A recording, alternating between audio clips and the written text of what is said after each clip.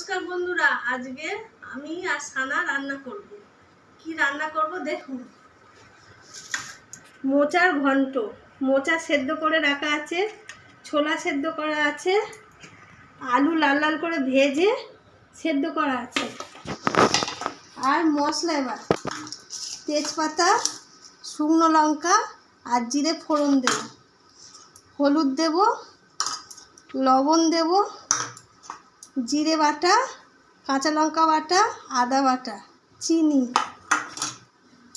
আর ঘি দেব। কড়াই তেল দিয়েছি, দিয়ে তেজপাতা, শুকনো লঙ্কা ভাজবো, জিরে লাল লাল করে। এবার নাক শোনে না, আমরা আগে পারবো না, ফুলটাতে হবে।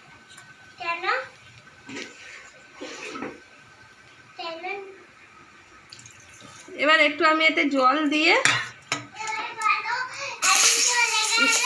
হ্যাঁ এবার ছানা চলে গেল মামার বাড়ি। এই যে আমি জিরে বাটা, কাঁচা লঙ্কা বাটা, আদা বাটা সব একসঙ্গে দিয়ে দিলাম, দিয়ে নাড়তে থাকলাম। এবার হলুদ দিলাম, নুন দিলাম, দিয়ে ভালো করে কড়াই নাড়তে থাকবো।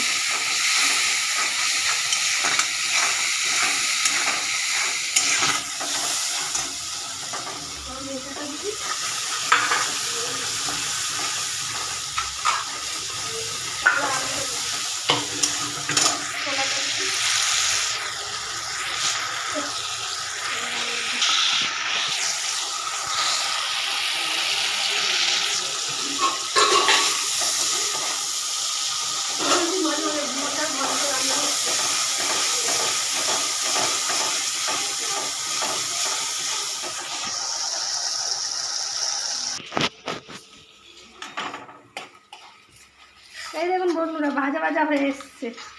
এবার আমি মোচাটা দেব, সেদ্ধ করে নিয়েছিলাম আগে।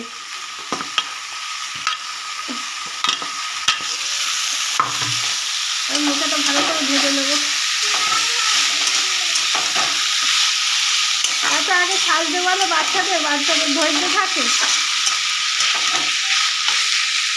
একটু নেবেন।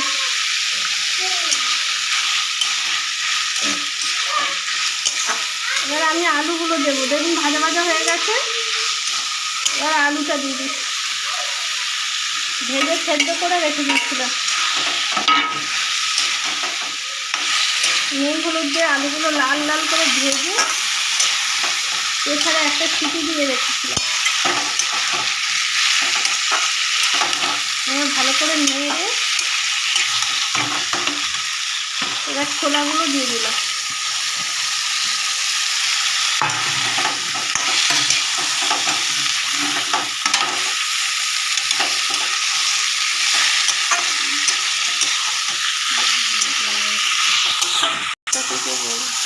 এই দেখুন বন্ধুরা, মাখা মাখা হয়ে গেছে।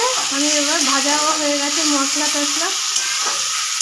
আমার মোচার ঘন্ট রেডি হয়ে গেছে। এবার আমি একটু জল দিয়ে দেবো, সামান্য দিয়ে চাপা দেবো। চাপা না দিলেও হবে।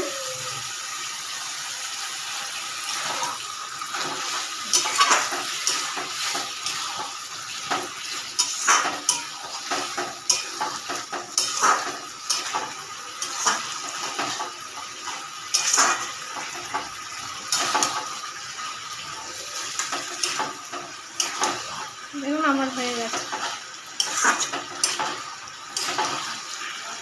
মাখা মাখা মোচার ঘন্ট। এবার আমি ঘি গরম মশলা দিয়ে নামিয়ে নেব।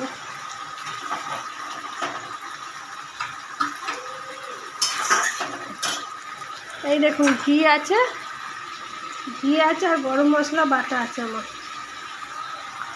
এটা দুটো মিশিয়ে নিয়ে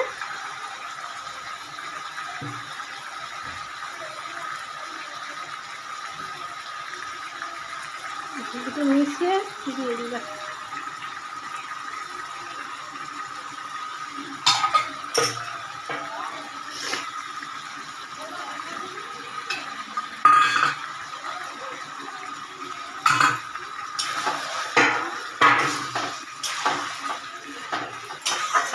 তরকারিটা হয়ে গেছে।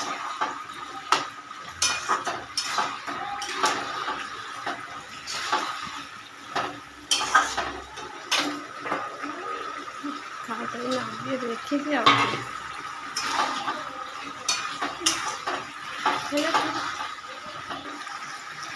দেখুন তরকারিটা হয়ে গেছে, এবার আমি নামিয়ে নেব। রেডি হয়ে গেছে। আজের আমাদের রেসিপি মোচার ঘন্ট।